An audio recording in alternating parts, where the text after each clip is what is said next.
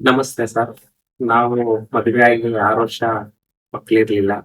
ನಾವು ಯೂಟ್ಯೂಬ್ ಅಲ್ಲಿ ಮೇಡಮ್‌ದು ಶತಾಯಿ ಇದನ್ನ ನೋಡಿ ಮೇಡಮ್ ಹತ್ರ ಬಂದು ತೋರ್ಸಿದ್ವಿ.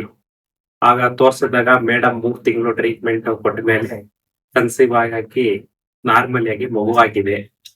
ಹಂಗಾಗಿ ಮೇಡಮ್‌ದು ಕೈಗುಣ ಚೆನ್ನಾಗಿದೆ ಅಂತ ನಾನು ತುಂಬಾ ಇದನ್ನ ಭಾವಿಸ್ತೀನಿ. ಹಾಗಾಗಿ ಮೇಡಮ್ ಹೇಳ್ದಂಗೆ ನಾವು ಪಾಲನೆ ಮಾಡಿ ವಿತಿನ್ 3 ಮಂತ್ಸ್ ಒಳಗಡೆ ಕನ್ಸೀವ್ ಆಗ್ತಾರೆ ಅಂತ ಹೇಳಿದ್ಮೇಲೆ, ಅವ್ರು ಹೇಳಿದ ಟೈಮ್‌ಗೆ ಕರೆಕ್ಟ್ ಆಗಿ ಆಯ್ತು. ಹಾಗಾಗಿ ಅವ್ರಿಗೆ ನಾನು ತುಂಬಾ ಧನ್ಯವಾದಗಳನ್ನು ಹೇಳ್ತಾ, ಇವತ್ತು ಬಂದು ನಾನು ಮೇಡಮ್ ಭೇಟಿಯಾಗಿ ನನ್ ಮಗ, ನಮ್ ಮಿಸೆಸ್‌ನೆಲ್ಲ ಕರ್ಕೊಂಡ್ ಬಂದು ಒಂದ್ಸರಿ ಬಹಳ ನನ್ಗೆ ಅವ್ರಿಗೆ ದೇವ್ರಂತ ಇದನ್ನ ನನಗೆ ಕಲ್ಪನೆ ಮಾಡಿ ಕೊಟ್ಟಿದ್ದಾರೆ ಅಂತ ನಾನು ಅವ್ರಿಗೆಲ್ಲ ಅವ್ರಿಗೂ ಕೂಡ ಅವ್ರ ಸ್ಟಾಫ್‌ಗೂ ಕೂಡ ತುಂಬಾ ಹೃದಯ ಧನ್ಯವಾದಗಳನ್ನು ಹೇಳ್ತಾ ಇದ್ದೀನಿ. ನಾನು ತುಮಕೂರು, ಬೆಂಗಳೂರು ಇಂಜೆಕ್ಷನ್ ಮೆಡಿಸಿನ್ ತುಂಬಾನೇ ಓಡಾಡಿದೀನಿ ಸರ್. ಎಲ್ಲೂ ಸಕ್ಸಸ್ ಆಗ್ಲಿಲ್ಲ ನನಗೆ.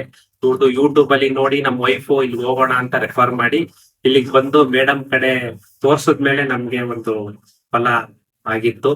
ಇಂಜೆಕ್ಷನ್ ಮೆಡಿಸಿನ್ ಅಲ್ಲಿ ಎಲ್ಲೂ ಸಕ್ಸಸ್ ಆಗ್ಲಿಲ್ಲ. ತುಂಬಾ ಕಡೆ ಓಡಾಡ್ಬಿಟ್ಟಿದೀನಿ ಸರ್. ಎಷ್ಟು ಹಾಸ್ಪಿಟ್ಲ್ ಇದೆ ಇಂಜೆಕ್ಷನ್ದು, ಎಲ್ಲಾ ಕಡೆ ಓಡಾಡಿ ಕಡೆಗೆ ಮೇಡಮ್ ಅವ್ರ ಹತ್ರನೇ ನನಗೆ ಸಕ್ಸಸ್ ಆಯ್ತು ಸರ್.